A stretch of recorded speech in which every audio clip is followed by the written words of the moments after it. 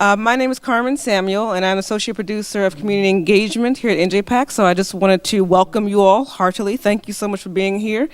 We are, again, I don't know if this is your first time here at a Newark History Society event, but we are ecstatic to continue this partnership under the leadership of Mr. Tim Chris, who I'm going to bring to the stage in just a moment. But before I do, just a couple of housekeeping things. Restrooms are right out to here, so come out to the front, then make a left, and then make a right. Those are the restrooms.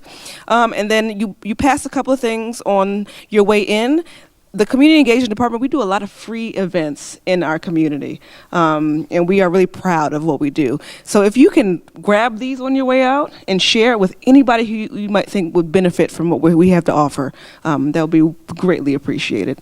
So without further ado, Mr. Tim Chris, President of the Newark History Society.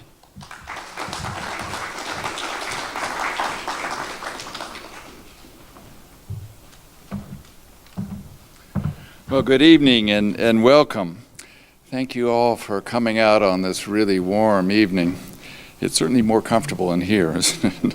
And I do want to start by thanking John Schreiber of NJPAC for continuing to host 3 of our events through a program year, and also Carmen Samuel, whom you just heard from, who is our contact and does such a good job in all the arrangements for these events.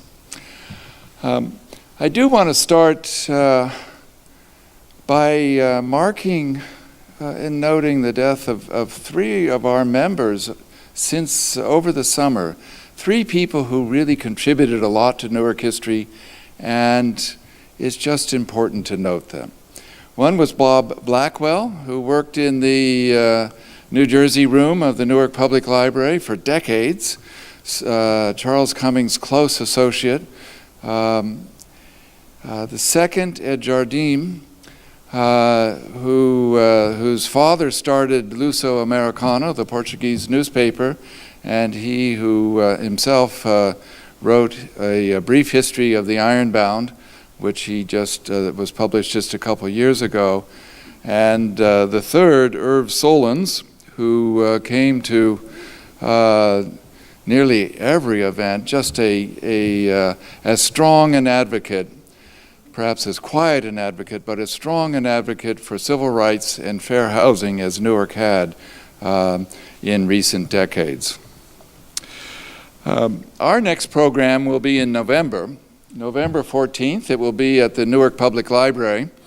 It will be our 15th anniversary, which Warren Grover and I kind of consider with kind of disbelief that it has been 15 years, but it will give us the chance to honor Warren for his scholarship and his leadership, and I hope you will join us at the library on the 14th of November.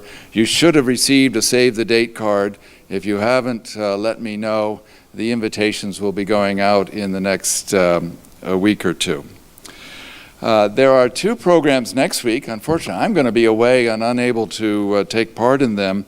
One is at the New Jersey Historical Society on Tuesday at, 6:30 p.m.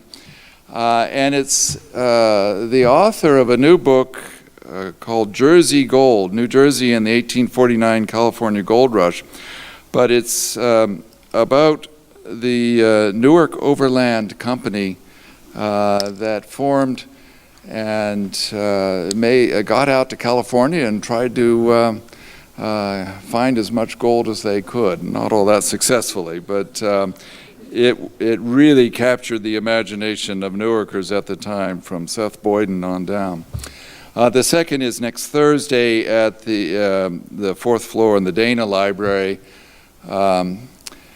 Natalie, that's your neck of the woods, isn't it? There's a lecture by Denise Merengulo from Baltimore about the radical roots of public history. I'm going to be sending out an email in the next couple days with information on each of those, and I commend them to you. Tonight, we are really fortunate to have John Zinn with us to talk about Newark in World War I. In the spring, you'll recall that George Robb, who's over there, talked about a program that we called Over Here, Over Here, which was about Newark in World War I. And to complement that, John will be talking about Over There, Newark and the Great War. John is a New Jersey native, a graduate of Rutgers, BA and MBA, served in the U.S. Army during the Vietnam War, then had an 11-year career with the Fidelity Union Trust Company, followed by 24 years as the CFO of the Episcopal Diocese of Newark. He served as chair of the New Jersey Civil War 150th Anniversary Committee, and of course most of us know him as the chair of the New Jersey Historical Society. We are so glad to have you back, John. Thank you. John Zinn.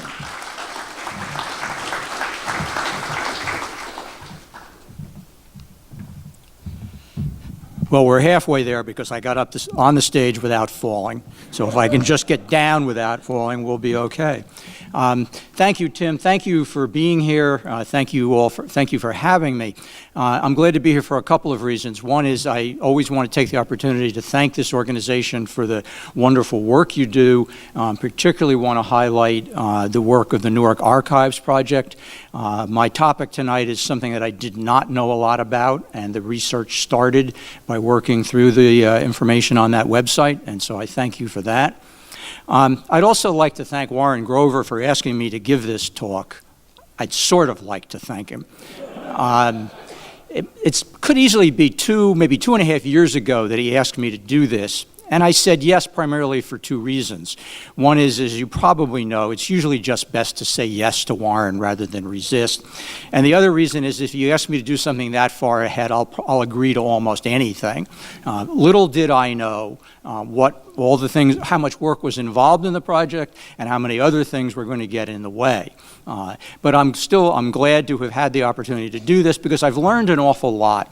And I've come to realize one thing in particular. It's sort of the focus of what I'd like to talk about tonight. What I've realized from this is that World War I, 1917, marks the beginning of about a 55-year period in the history of our country that's fairly unique. Our country is closing in on its 250th anniversary, and out of that time, there is a 55-year period beginning in 1917, running through the early 1970s, when the federal government mandated that young men would go across the seas and fight in foreign wars and risk life and limb for the country. Wars prior to World War I and after Vietnam were primarily fought by volunteers.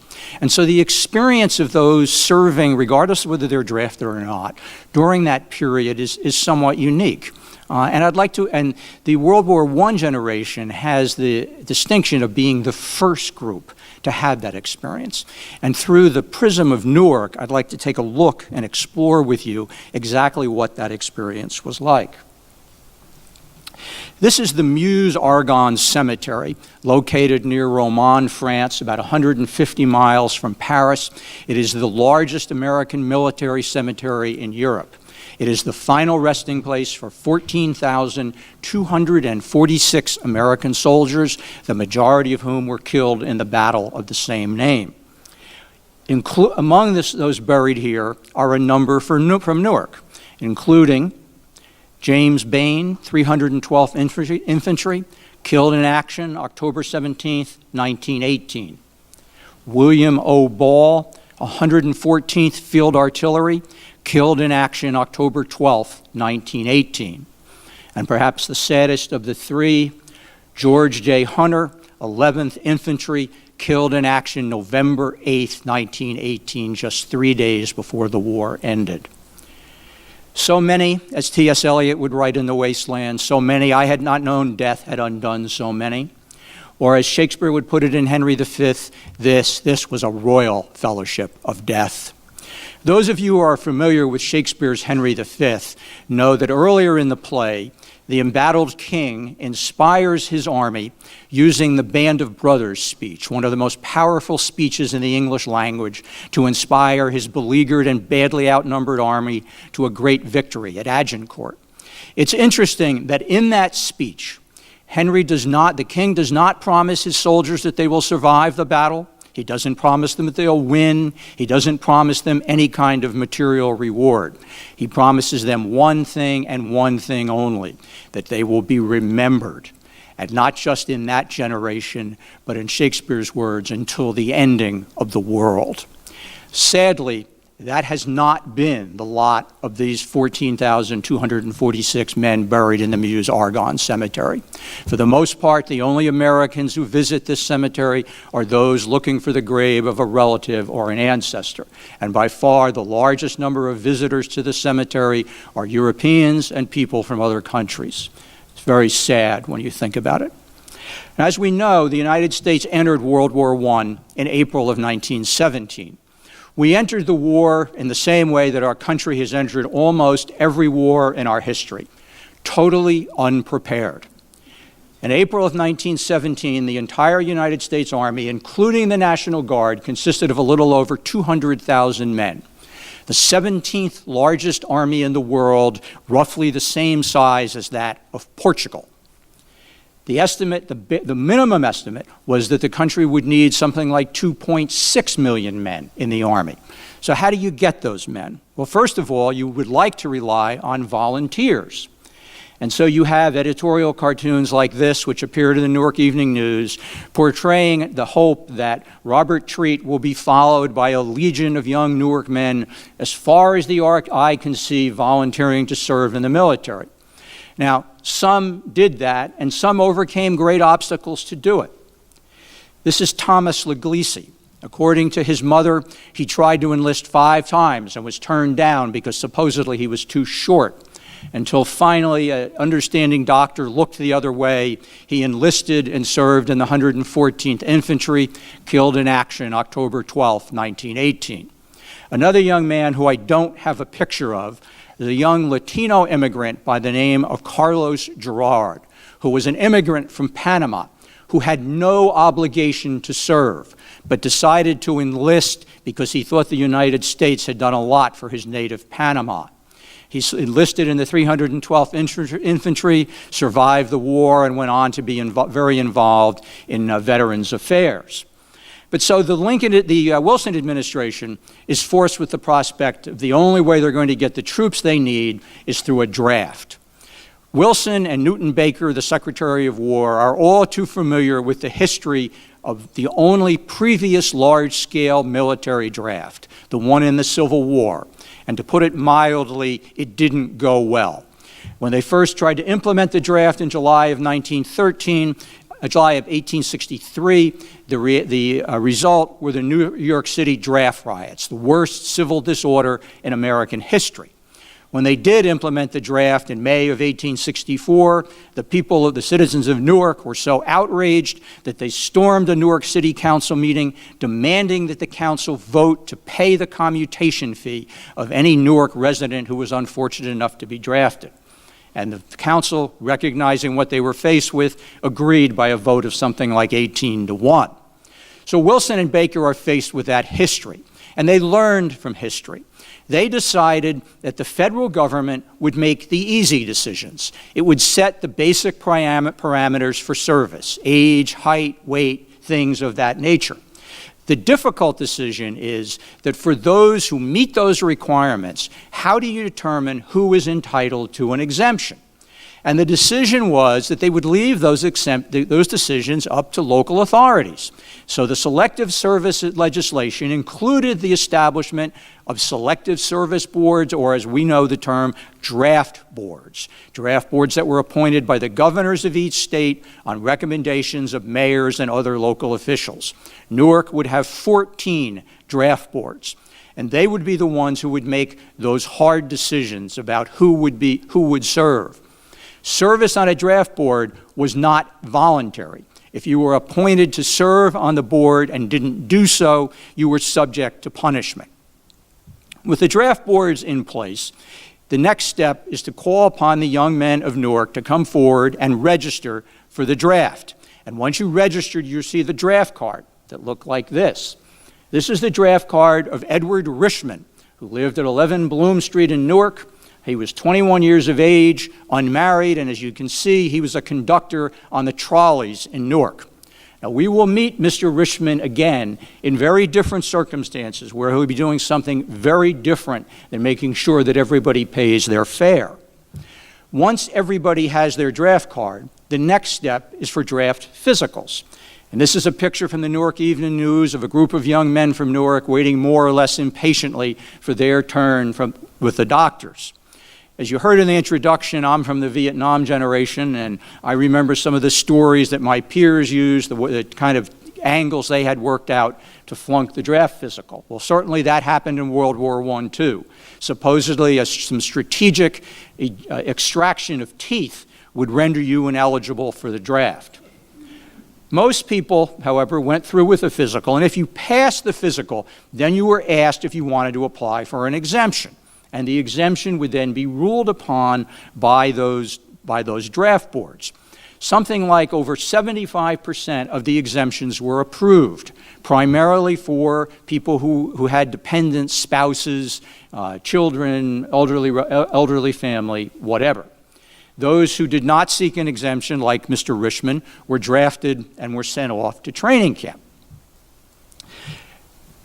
With the draft process underway, the federal government has its next problem. Where are we going to train all these men? There are no training camps. There is a distinct lack of officers and NCOs qualified to train. There is a lack of equipment for them to use. And so they set about building 32 training camps across the United States. And these are no small affairs. The one in New Jersey could house 50,000 people, pretty much a small city in those days. And they must have chosen the sites pretty well, because 17 of them remain in use today, including Fort Lewis in Washington and Fort Lee, Virginia, where I spent part of my military service. In New Jersey, of course, there was Fort Dix, or as it was known at the time, Camp Dix. And that's where the young men from Newark who were drafted were sent for their training. Now, this is a picture of some young men from Newark in training at Camp Dix. What's wrong with this picture? No uniforms, right? Now, this isn't because they're off duty and they're having their picture taken. They didn't have any uniforms. Those rifles that they have are probably obsolete. They also, as I said, didn't have officers and NCOs who could train them. So most of the training consists of marching and drill, right shoulder arms, left shoulder arms, things of that nature, which has benefit in combat, but doesn't prepare you for the experience of the Western Front. And the ones who will pay for that lack of training are the troops themselves. Something like 21,000 men from Newark served in the Army and the Marines during World War I, and another number served in the Navy. They served in a wide range of units, but there were two large concentrations of Newark that Newark men served in, two specific units. Newark, like New Jersey, like other states, had National Guard regiments. The first New Jersey National Guard Infantry Regiment was located here in Newark. It has a history that goes back all the way to the American Revolution. This is a picture of the 1st New Jersey Regiment marching through the streets of Newark on the way to the trains that will take them to Anniston, Alabama, to Camp McClellan, where they will be federalized and become the 113th Infantry Regiment and become part of the 29th Infantry Division, which is known to history as the Blue and Gray Division, which is symbolized here. The reason why it's known as the Blue and Gray Division is that it consisted of troops from New Jersey, Delaware, and Virginia. And this is the first time since the Civil War that men from the North and the South will fight in large numbers on the same side. The young men who were drafted, as I said, were sent to Camp Dix, where most of them entered the 312th Infantry Regiment, which became part of the 78th Infantry Division, known to history as Jersey Lightning, which served with distinction in World War I and World War II. Part of what was involved in preparing this talk is making choices. And one of the choices I had to make, which is which unit's combat experience to follow.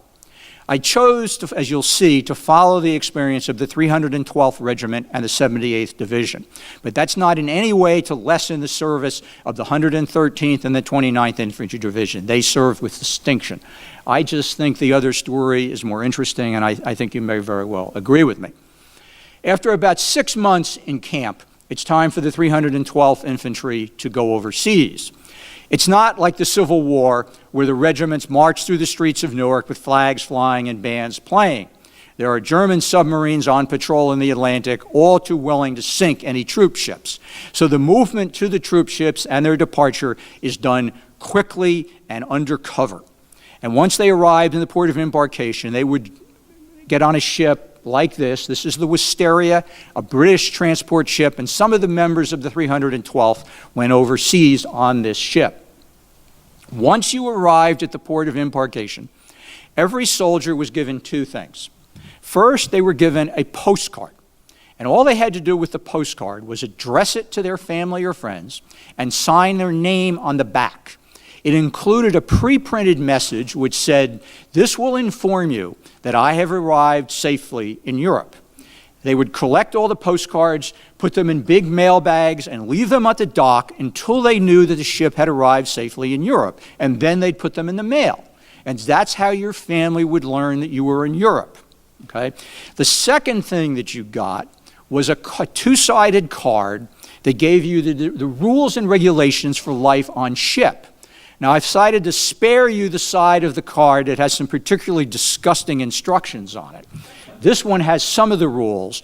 The one that would be almost laughable if it's not so serious, you may not be able to see it, but at the last line it says, in case of abandoned ship, remember there is lots of time.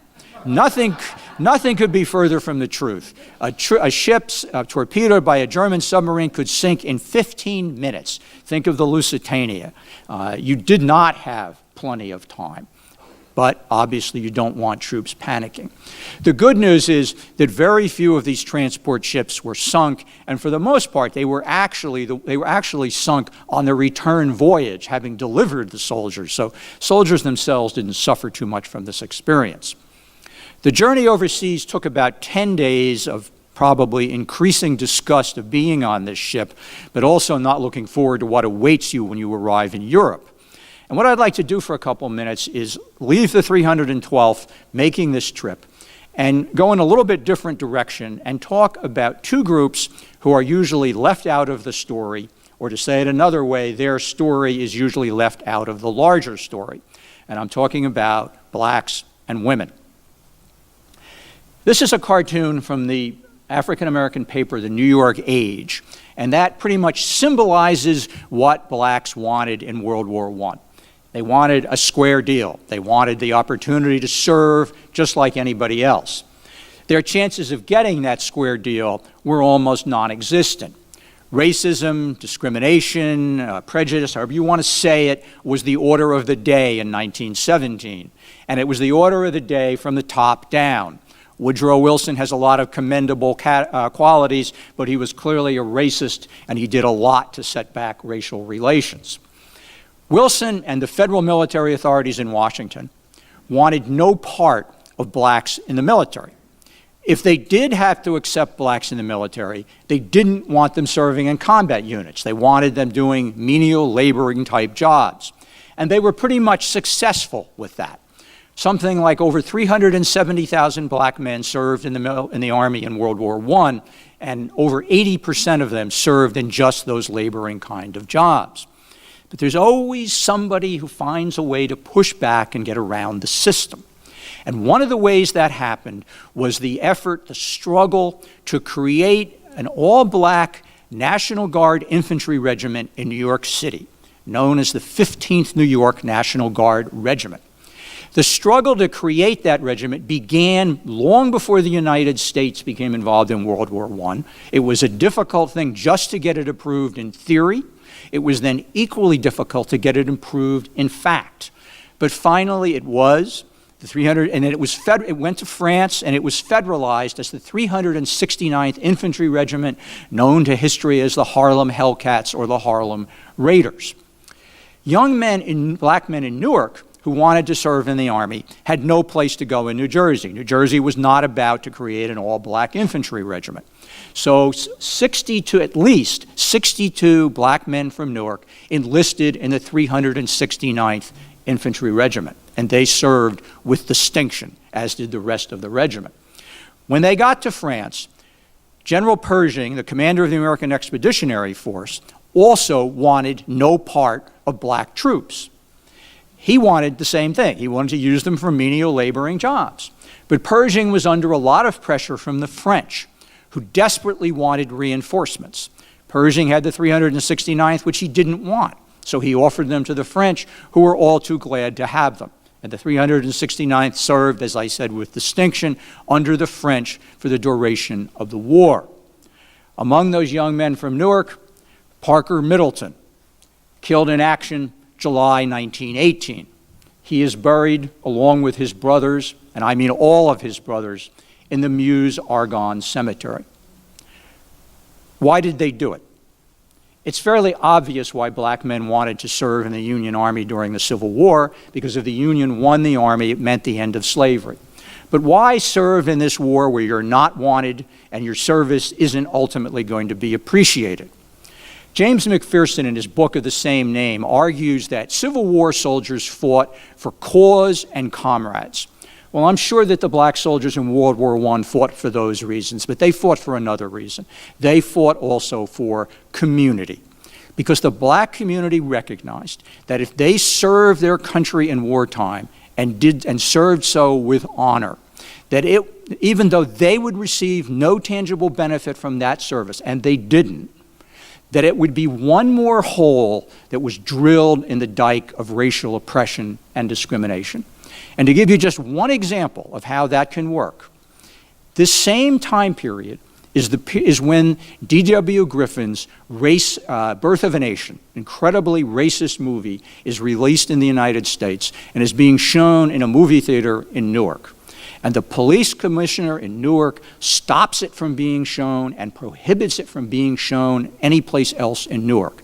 And at least part of the reason he did that was because of complaints from the residents of Newark, the white residents, not the black residents, just because they felt it wasn't appropriate to show that kind of movie when blacks were serving their country overseas. An example of how that can come, how it can work. Women, of course, did not have the opportunity to serve in the Army during World War I. Over 10,000 of them served as Army nurses. This young woman from Newark, Gertrude Ryker, didn't wait until the United States entered the war. She was a prominent Newark socialite. She made her debut in Newark, and in 1914, she went to France and became a nurse in a French Army hospital in Paris. She served in the facial ward, and I'll spare you the description of what her patients were like. The name may ring a bell. Her father was Chandler Ryker, a prominent Newark attorney, and you may remember the Newark law firm, Ryker, Danzig, Shearer, etc. Well, that's the same family. So women could serve as nurses. But, as I said, people that we try to exclude always find another way to get in the story or to tell the story. When the families in Newark received these postcards saying that their son or brother or fiancé, boyfriend, whatever, had arrived in France, what was going on in the Western Front took a whole lot more meaning for them, and they wanted to know a lot more about what was going on, and not just in general. They wanted to know what the Newark boys were doing. Their only source of information was newspapers. This is long before, not long before, but it's before radio, television, the internet, all those sources. The Newark Evening News is their primary source of news. The Newark Evening News' war correspondent is Cecil Dorian. I think Cecil is how to correctly pronounce the name. The reason I know that Cecil Dorian was the Newark Evening News war correspondent is because Cecil Dorian was, of all the reporters who worked for the Newark Evening News, Cecil Dorian was the only one who had a byline. The rest of them just wrote anonymously. Cecil Dorian's articles were so good that they were reprinted in other newspapers. And I remember reading in at least one other contemporary newspaper where someone is introducing the article and says, Mr. Dorian says this and Mr. Dorian says that. An understandable assumption because I made the same assumption. But in fact, Cecil Dorian was not a man. Cecil Dorian was a woman. Cecil Dorian was in England when the war broke out. She started writing articles for the Newark Evening News as a volunteer. Her articles were so good that they decided to publish them. She was the first woman correspondent certified with credentials to serve on the Western Front. As I said, she was the only Newark Evening News reporter with her own byline. Her articles were reprinted in other papers, and she was one of those who broke the idea that women could only write about social things, about fluff pieces. She was a real war correspondent, and as we will see, she was with the 312th Infantry at war's end. Very little is known about Cecil Dorian. When the war ended, she was sent to Russia to cover the Russian Revolution, and she died in the 1920s at a very young age. And as I say, very little is known about her. Well, by this time, the 312th Infantry has crossed the Atlantic and disembarked in France. When the troops got to France, they didn't immediately go to the front lines. They had a 2-month period of additional training and acclimation, which was a good thing. But what it also meant was that the first thing that they had to fear was not German bombs and bullets, but disease. Disease in the form of influenza, known to the history as the Spanish flu, and a worldwide epidemic that would kill 21 million people. Young soldiers, young people were at great risk to this version of influenza because it causes the immune system to go haywire. Young people have a stronger immune system. And even if you survived the flu, your weakened condition made you more susceptible to pneumonia.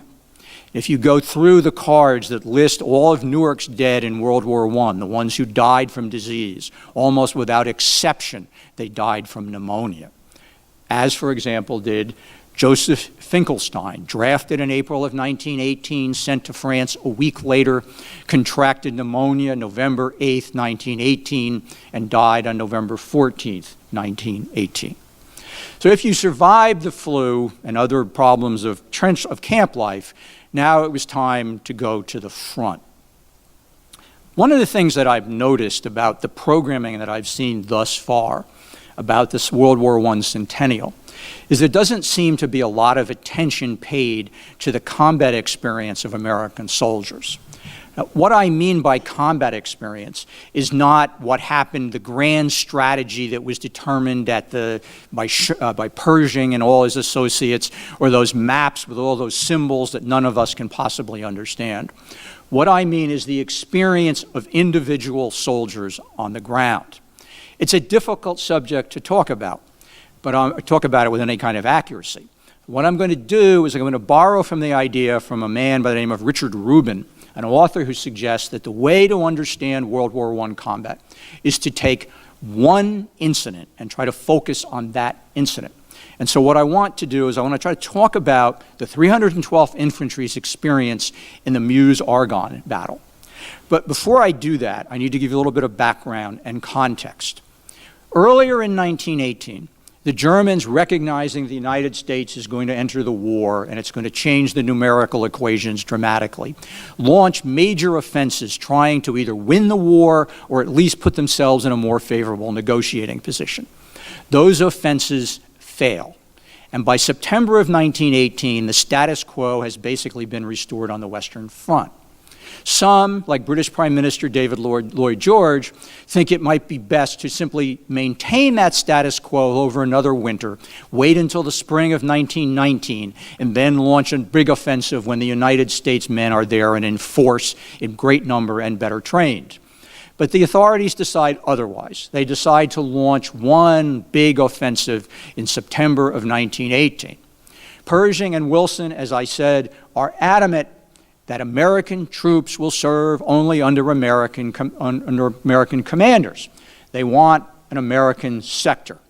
So they are given the Meuse-Argonne. The reason I think that they were given the Meuse-Argonne is that nobody else wanted it. The Germans have held the Meuse-Argonne for the entire war. There's been very little fighting there, so they've had the entire 4 years to develop a defensive network. And trust me, the Germans know how to build a good defensive network. So what we have here is a situation where poorly trained, under-equipped, and inexperienced American troops are going to attack the best trained army in the world in the strongest defensive positions on the Western Front. Before, however, the 312th and the rest of the American troops can go on the offensive in the Meuse-Argonne, they have to get there. No small feat. It involves moving 600,000 troops, 90,000 horses, and over 1 million tons of supplies, 60 miles in 2 weeks, over 3 roads and 3 railroad lines, and oh, by the way, don't let the Germans know that you are coming. A lot of the troop movements were by foot. However, some of it was by rail. These are British troops riding in a French boxcar, and that's the reason I have the picture here. You may not be able to see it, but in the upper right-hand corner of the boxcar are 2 numbers, 40 and 8. They refer to the supposed capacity of the car, 40 men or 8 horses. And for obvious reasons, you don't want to ride in one of these cars after horses have been transported in it. I think that the 40 men is the minimum. I think in reality, they would cram as many men into one of these boxcars as they could fit. And then you would have if you got off the boxcar and got onto the roads, you might have an experience something like this. No small challenge. We joke a lot about American military efficiency. This was the largest logistical movement in the history of the American military, and it was done successfully on time, and the Germans never found out about it. That puts the American forces in place to launch the offensive in the Meuse-Argonne. Now, this map is really for only one purpose. You'll notice across the map are a series of horizontal lines. At the bottom of the map is a solid black line. That indicates the American positions on September 26, 1918. The Meuse-Argonne the battle lasted for 47 days. It is the longest battle in American history. October 1918 remains the bloodiest month in American history. You see then a series of broken lines running up the rest of the page. Those are the German defensive positions, where the Germans are tremendously dug in. The Americans are going to attack across a 20-mile front. So that means if the one end of the attack was here in Newark, and we moved west along Route 280 until we got to about Parsippany, that'd be about 20 miles. And then you attack north from there, and this is attack going north. And the idea is to break through these defensive lines in spite of the German resistance. And once they did, they would come to open country and also a critical German railroad network, the capture of which could either end the war or at least dramatically shorten it. Most of the fight, a lot of the American troops in this offensive did their fighting in the Argonne Forest, which you can see in the lower left-hand section of the picture. If the words Argonne Forest convey images of pastoral woodland beauty, you're getting the wrong idea. The Argonne Forest was dark, foreboding, wet, cold, a perfect breeding ground for the germs that produce pneumonia. Supposedly, some of the American troops came out of the Argonne Forest saying they never wanted to see another tree again as long as they lived. The 312th Infantry was fortunate in that they were not engaged in the Argonne Forest. Troops went in and out of the front line, and the 312th and 78th Division did not become engaged until the attack moved out of the Argonne Forest and reached the French village of Grand Pré. Grand Pré is located on the Aar River. This is a sketch map of Grand Pré drawn by an American officer, contemporary sketch drawn by an American officer at the time. On October 14th, 1918, the 312th Infantry, 78th Division, are given their orders to ford the Aar River. That means walk through it, since all the bridges have been destroyed, and water that could be up to your neck, and try to keep your equipment dry in the process. And once you've crossed it, relieve the 79th Division, which has captured Grand Pré. And when they cross the river and get there, they're told by the officers and men of the 79th Division, yes, we've captured Grand Prix. They were wrong. All they had captured was one east-west road in the village. The 312 has to capture the rest of the village as well as something equally difficult. After the war is over, troops from the 78th Division and the 79th Division almost come to blows arguing over who really did the majority of the fighting in Grand Prix. Now, having crossed the river and relieved the 79th Division, the 312th Infantry is given the mission of attacking on two fronts. To the left of the picture, you may not be able to see it, but there are beyond the houses, there's some land, and what it says there is open fields. That's not good news if you're doing the attacking. The defensive weapon of choice in World War I is the machine gun. The best way to attack a machine gun position is from the side, so you avoid the frontal fire. Well, in World War I, attacking German machine gun positions, if you worked your way around to the right, you would find yourself directly facing another machine gun position. If you went to the right some more, you would find another German machine gun position. It's called interlocking fields of fire, and the Germans were masters at setting those up. So that's bad enough. The other troops, once they take the village of Grand Pré itself, are to take something called the Citadel. Now, the officer who made this sketch really couldn't capture it correctly, but you see the vertical, it looks like a tower in the center of the picture. That's his best effort to get some sense of what the Citadel looked like. It was a natural feature, but these pictures should help a little bit more.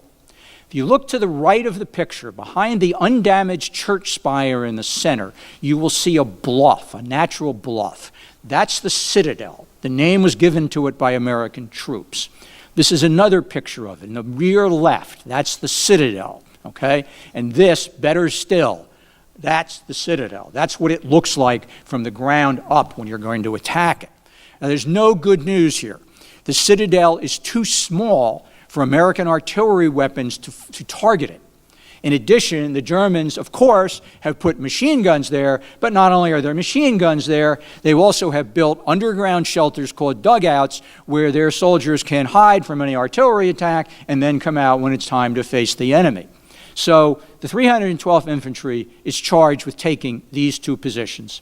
They also have the small problem of gas, another weapon of World War I. All sides, including the Americans, used gas in World War I.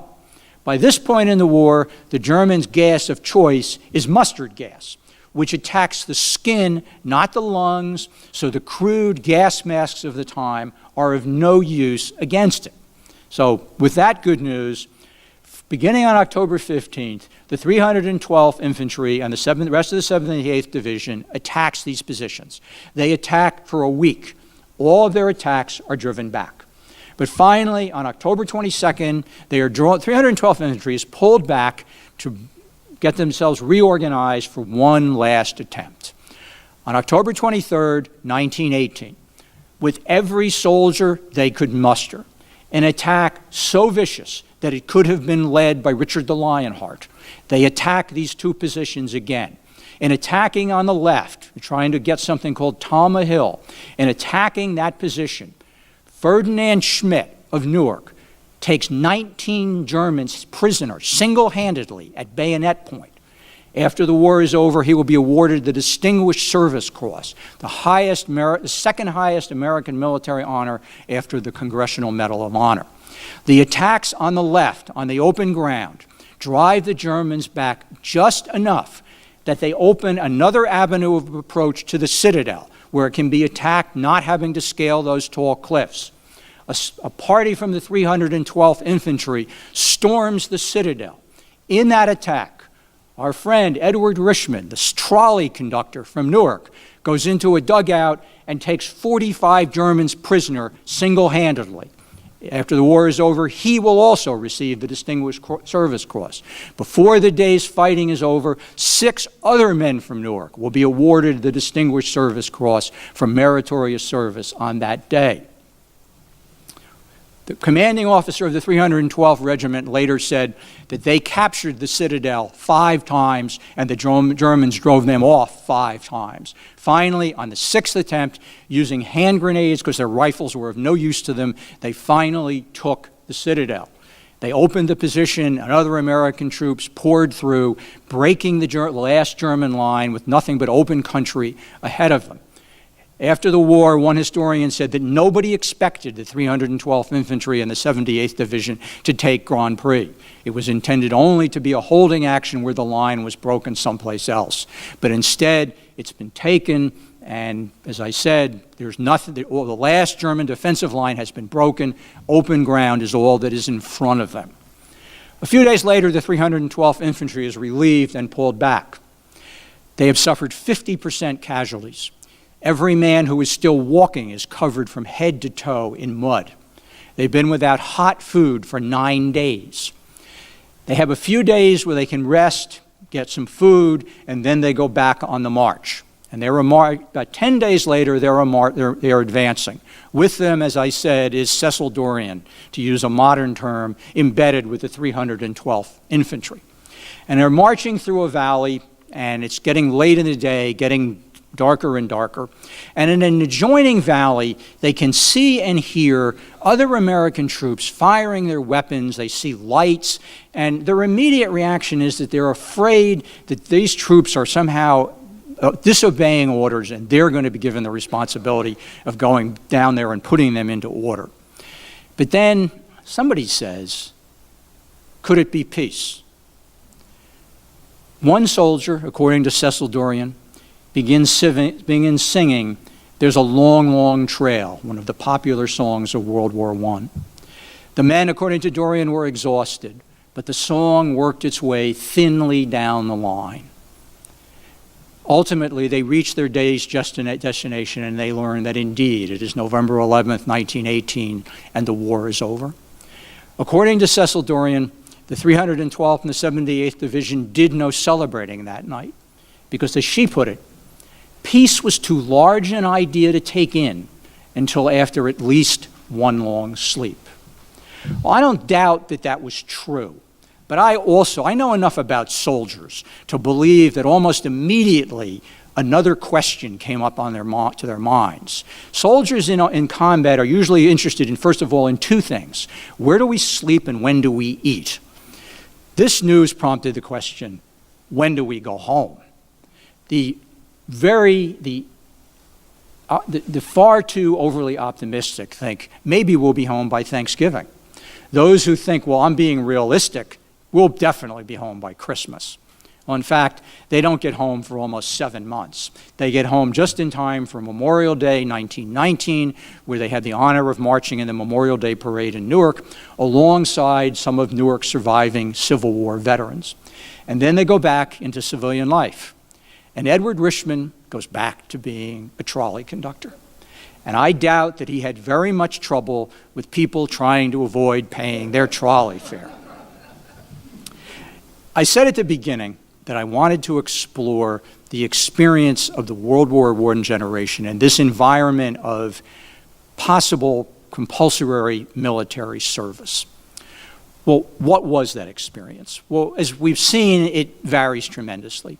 Some, like Parker Middleton and James Bain, made the ultimate sacrifice. Some, like Edward Richmond and Ferdinand Schmidt, were heroes. And countless others simply did their duty and received no recognition at the time or ever since. But they shared an experience that has been shared by 3 subsequent generations in World War I, Korea, and Vietnam. And I think that experience was best described by C.S. Lewis, who I'm sure is known to many of you as the author of The Lion, the Witch, and the Wardrobe, The Chronicles of Narnia, a famous Christian theologian. Far less well known that C.S. Lewis was a British officer on the Western Front in World War I. And in a sermon after the war, he said, and I'm paraphrasing, not quoting, he said, all of us as human beings have a number of things that we all fear. We fear them individually. We fear pain and death. We fear hunger and thirst. We fear not having a place to stay. We fear excessive heat and cold. We fear being separated from our loved ones. We all fear those things at different times individually. Well, the soldier on active service in a combat zone fears those things all simultaneously, all at the same time. The key is to overcome those fears and serve to the best of your ability. This generation of young men from Newark did so in a way that reflected credit on themselves and also set the example for those of us who have followed. For that reason alone, we have a responsibility not only to remember them, but to do the best we can to use this centennial to see that they are remembered, not just during the centennial, but as Shakespeare put it, until the ending of the world. Thank you.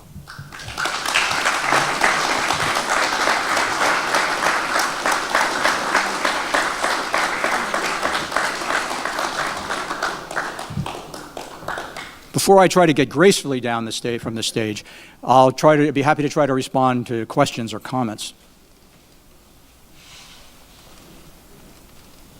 Yes.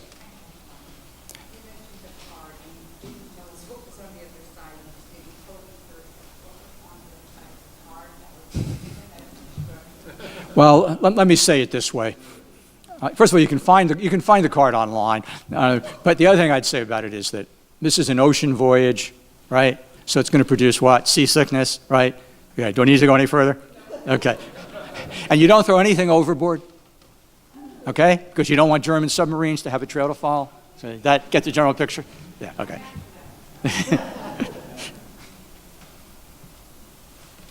That pattern of segregation you mentioned in World War I continued right through World War II. Absolutely. Harry Truman is the one who ended the segregation in the armed forces. Would not accept black troops Yeah. in combat. Yeah. Mm-hmm.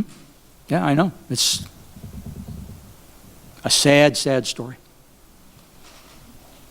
Yes.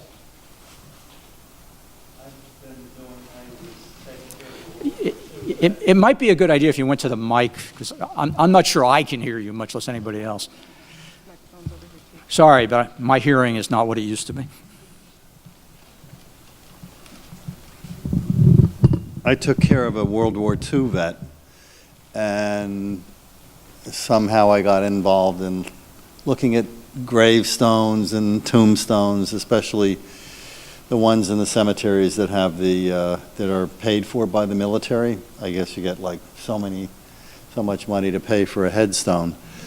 And there's a section in one of the cemeteries in Linden on Route 1 and 9, which got flooded by Hurricane Sandy with all the oil from the fields, and it was a section where basically it was a segregated cemetery for black people. And there were a number of stones there, and I was looking up who was there, and there were a couple of headstones from people who were in Spanish-American War units that were African American, and it was like there were lots of articles in the Times and different places about those units, and it was like kind of and they were actually regiments that were left over from the Civil War that were still active, and they still kept them going, and it was pretty fascinating to see the impact of segregation, not just in cemeteries, but in our history that still keeps plaguing us. Yep.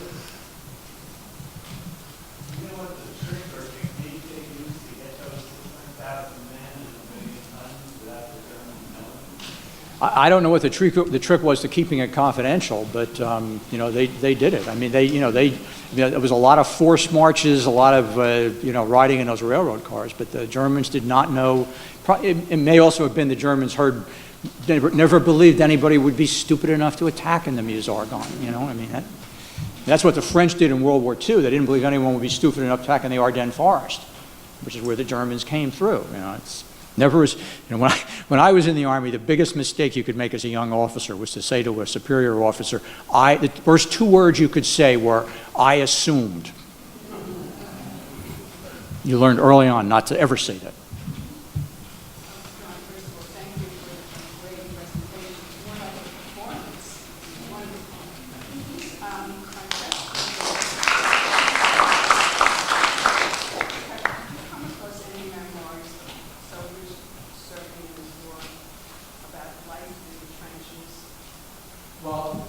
The American troops, for the most part, were fortunate enough not to serve in the trenches, because the war had come out of the trenches by that time. There certainly is no shortage of memoirs of American soldiers. There's a book, and I'm blanking on the name of the author.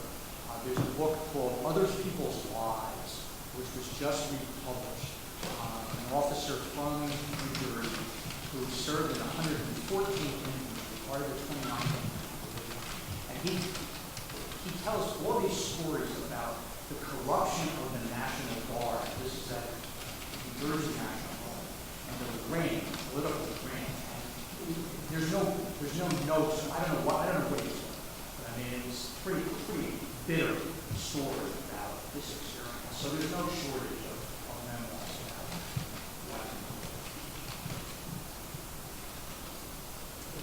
Thank you for that. A ton of really fascinating details. The one that I want to ask you about, I apologize if I just missed this detail, but the screening of Birth of a Nation in Newark.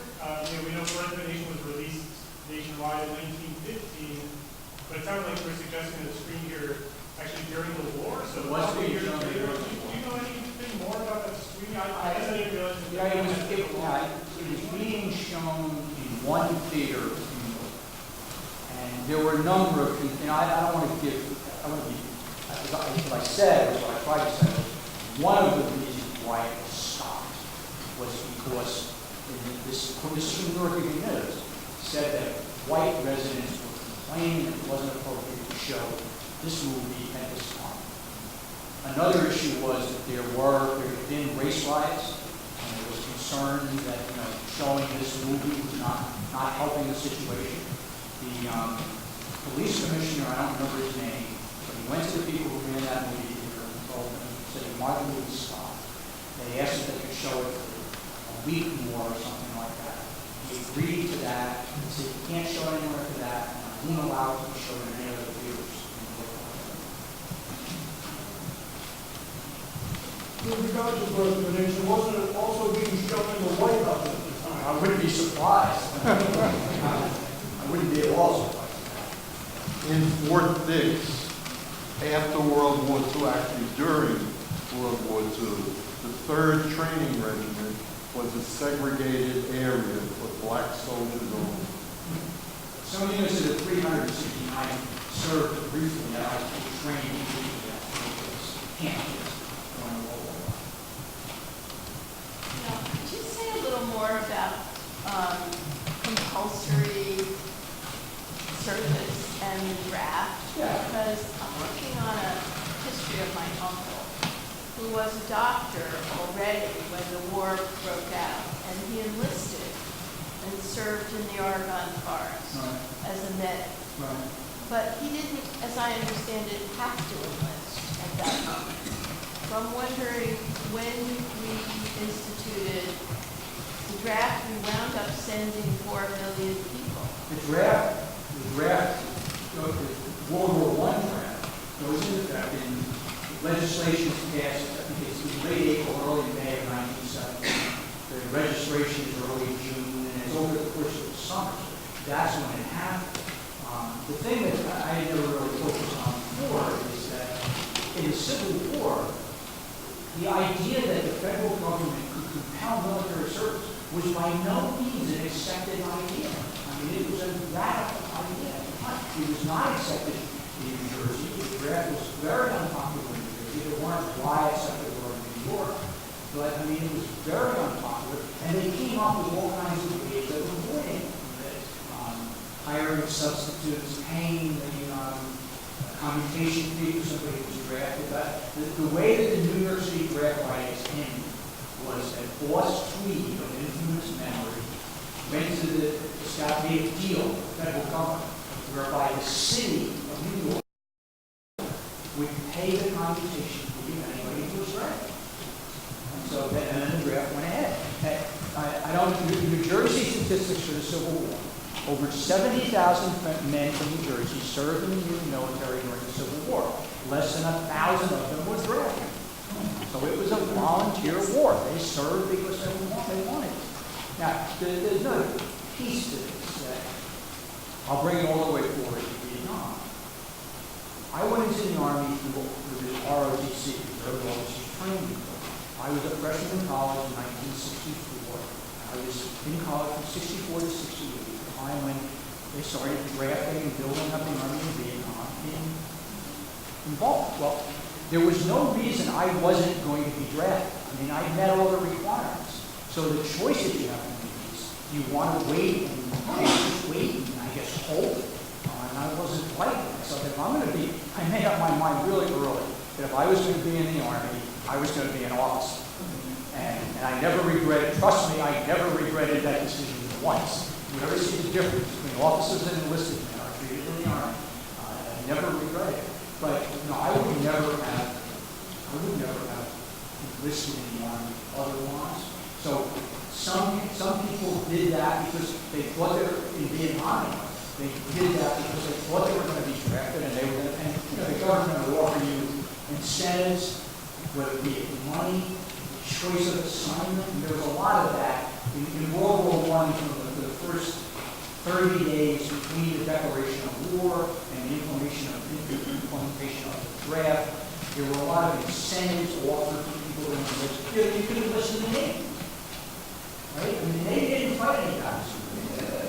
So, you could run the risk of being hurt in an accident, but you want to fight a battle. Thank you. I tracked a social club across the river in Kearney, and in and around June, they walked across the bridge to the Newark Armory as a group. And I'm just wondering, if there's social pressure amongst your peers. I know the newspapers were using slackers, as a term for those who did not enlist. Yeah, there was some of that, but I don't get any. The Civil War broke out. There was an immediate flogging to serve, put this rebellion down. I don't think anything like that happened in World War I. Remember, the war had been going on for 3 years. Everybody knew what the Western Front was like. Not being a hurry was put yourself in that situation. And it was a more controversial decision. Wilson wanted to keep the country out of the war. He went to be reelected and promised not to do it. He kept the country out of the war. So it was not, there was not the kind of patriotic enthusiasm that Pearl Harbor or Fort Sumter would have. I just wanted to add that many are surprised. I don't know if there were any specifically from Newark, but there definitely were volunteers who were moved to volunteer before we became involved, and they joined up, most of them joined up the Canadian Armed Forces. Yeah, there certainly were. There certainly were young men from, like we had Gertrude Ryker, who had no obligation to go and serve in a French army, so he did. There were certainly men who did that in the British forces and the French forces, whatever. And I also don't want to, I don't want to lessen or whatever, discredit, say that there weren't those who volunteered. Bob Rose, help me with the name of your law firm in World War I. That was the name of it then. And what was it? We found a story that the Pickies and the Hardies enlisted. We had the news on they just went and enlisted. Would you repeat the name of the law firm? And it was then Pickie, Hardy, and Pickie, Hardy, and Pickie, Hardy. Right.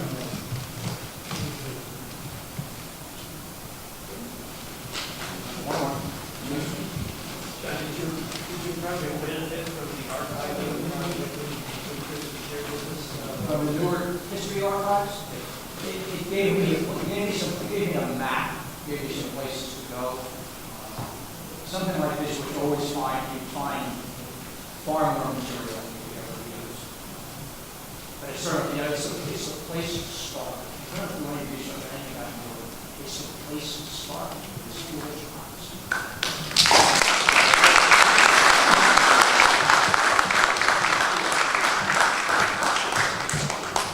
I might add one footnote. When George Robb was working on his World War I exhibit that's now at the Newark Public Library, and if you have not seen that exhibit on the third floor, It is a first-rate exhibit. I had the chance to go into the Prudential Archives, which has the papers of Franklin Dollier, who was later president of Prudential. He was not from Newark. He was from southern New Jersey, but he was one of the founders of the American Legion and the first national commander of the American Legion, and of course from the 1920s on was in Newark for the rest of his life. There is so much to discover whenever we kind of peel back aspects of Newark's history. Tonight John has peeled back a really fascinating story, and we're so grateful that he did. I hope that all of you will come on November 14th as we celebrate our 15th anniversary at the Newark Public Library, 6 o'clock, and we hope to see you there. Thank you.